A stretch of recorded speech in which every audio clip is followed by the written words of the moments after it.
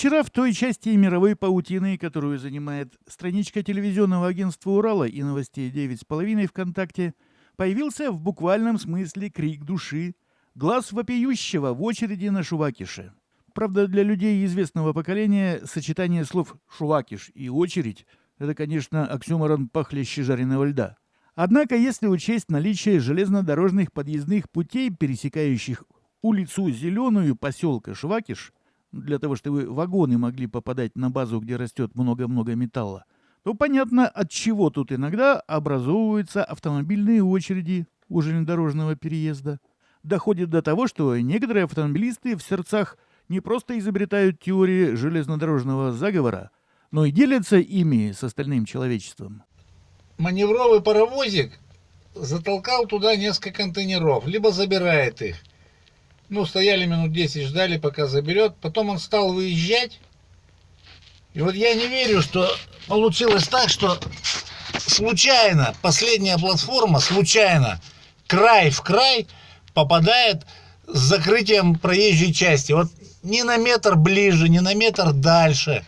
Вот именно сидел человек на платформе и по рации машинисту сказал: Петя, давай еще немножко, Петюня, давай вперед. Оп, стоп, все, дорогу закрыли, классно.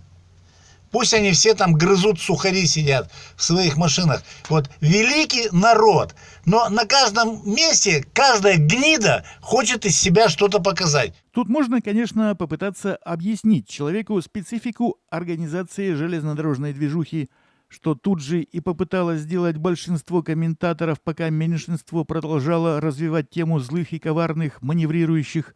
Но это явно излишне.